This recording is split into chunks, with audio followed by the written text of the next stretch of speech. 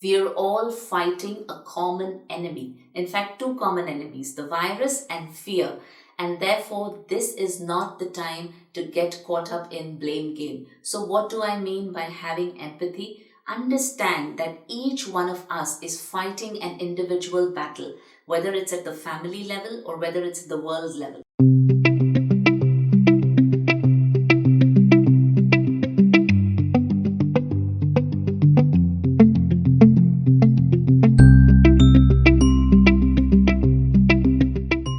Hello, everyone. Today, we are living in a time of global crisis. The global pandemic has affected entire humanity, the entire world, in the same time simultaneously. Never before have we and the rest of the world required peace and compassion to this level that we really need today. So, all of us, my dear friends, are today fighting a war. But the problem is, we do not know who the real enemy is.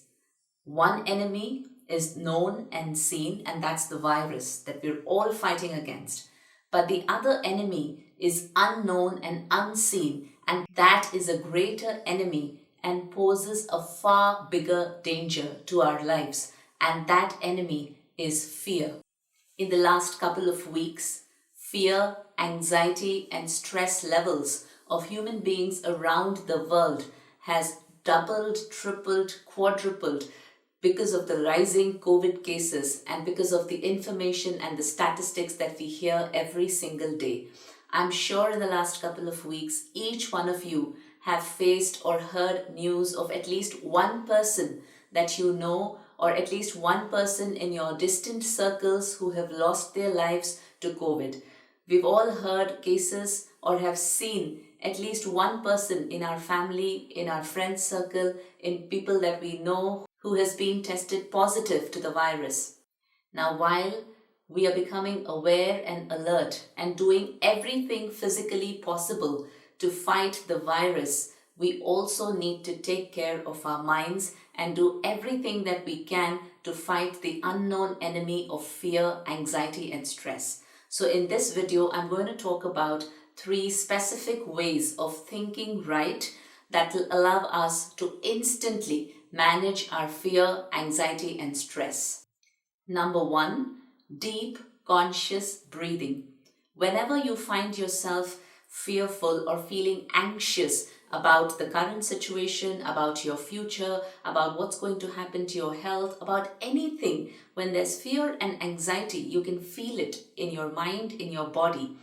The first thing that you need to do is stop right there and focus your attention on your breathing. So just try this simple exercise. Close your eyes and take a deep, long breath and gradually and gently let go. Exhale. Inhale and exhale. And while you do that, keep your whole mind and attention just focused on your breathing. Take at least up to 10 to 12 deep, long breaths with complete attention and focus. And slowly open your eyes. And you will see that within less than 2 minutes, your energy has instantly shifted. This is an instant solution to manage any kind of fear and anxiety. If you look at the science behind this, what happens is when we are fearful and anxious, we are thinking very fast. And because we are thinking very fast and our minds are racing, we are also breathing very fast, taking in very less amounts of oxygen. And the moment oxygen levels are less in the body, it directly impacts our immunity. And therefore, the first thing we could do to manage any kind of fear and anxiety is to ensure that we have sufficient levels of oxygen. The moment you slow down your breathing and you consciously take in deep, long breaths, you are allowing and inhaling to the full capacity of your lungs and filling your lungs with oxygen. And that instantly helps in relaxing your mind and your body. The second step is learn to think right. Think about what you want and not about what is your existing situation. Always remember that our thoughts create our reality, and it's not the other way around. If you allow your thoughts to be influenced by your current situation, your situation is not going to change for the better, but it'll only keep getting worse. And so, deeply envision what is the reality that you want for yourself. Believe in what you want and begin to create those kind of thoughts and begin to live that reality. So, every day when you wake up, start your day with three very powerful thoughts. I am healthy. Everything is fine with me. Everyone in my family and friends circle are perfectly healthy, and my life and the world is better than it was before. Three thoughts I will repeat. I am healthy and happy. Everyone in my family and friends circle are healthy, are perfectly healthy, and my life and the world is better than it was before. So begin your day with these three powerful thoughts and start to live as though this is your reality. Because eventually your thoughts will create your reality. Anybody in life who has been successful, who has achieved something that was impossible, that achievement always begins with a single thought. Winners and achievers create that impossible dream, that impossible vision. They have thoughts towards that vision. They believe in what they think, and then they begin to work towards that vision until that vision becomes a reality. Now, in our case, we are already doing the third step, which is we are already fighting the battle. We are already working towards a better world. Isn't that what all of us want? We all want that the virus goes away. We all want that it is permanently eradicated from our lives. We all want our lives not just to go back to normal, but to be better than before. And physically, we are doing everything that is in our control to be able to make this a reality. In the last 1 year, if you see, our lives and the way we have led our lives has changed so drastically. We have adopted practices of hygiene, of healthy life. We have changed our lifestyle. We've started to eat healthy. We've started to practice exercises, meditation, do anything that will support our immunity and that will support our health and that will allow us to maintain good hygiene. This is something we are already doing. But why not support it with the right kind of thought and intention as well, so that the process is accelerated? Some of you might think that how is it possible to think like that when everything around me is going for a toss?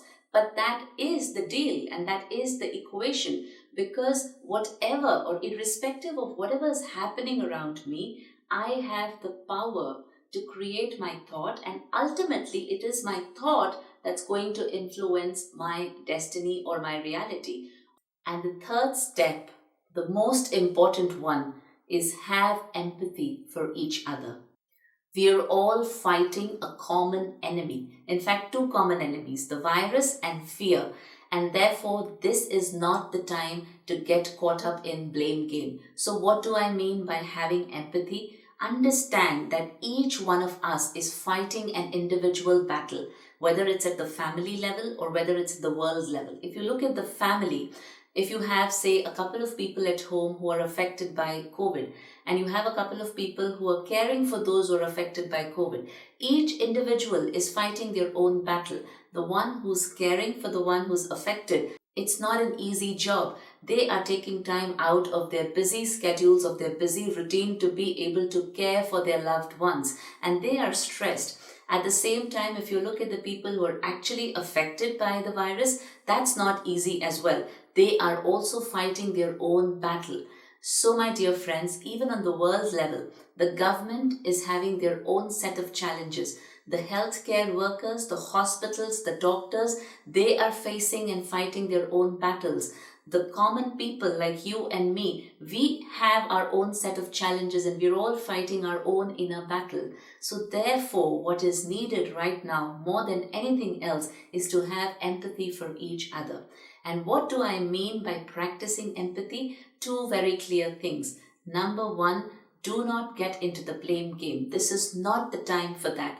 Your blame game can wait So whenever you find yourself getting into that unconscious negative game of blaming somebody, this guy got affected because he didn't take care. This is the government's fault. This is the healthcare system's failure, whatever. It could be your own anger and frustration, but whenever you find yourself creating these thoughts, stop and tell yourself, I can get into this blame game after a few months, because this is not the time.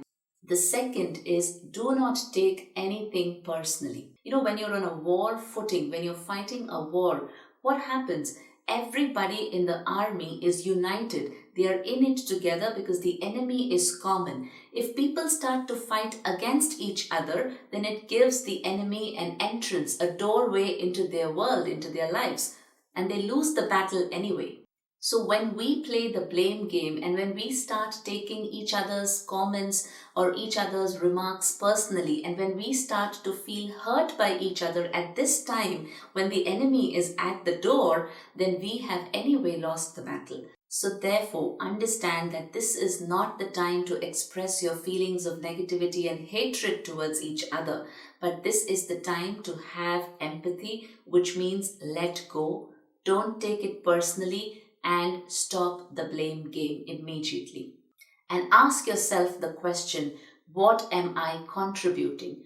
How am I contributing as an individual to help fight this battle? And remember, every positive thought that you create is no longer just for yourself, but it is a positive, a much needed positive energy that you are sending out into this world. And that, my dear friends, is your biggest contribution that you're making at this point in time to help humanity deal with this global crisis. So in my next video, I'm going to take you through a short commentary of these steps, something that you can listen to and practice anytime during the day to help you manage stress, fear, anxiety better, and to help all of us cope with this unprecedented crisis. Wishing you all the very best. Stay safe, stay healthy.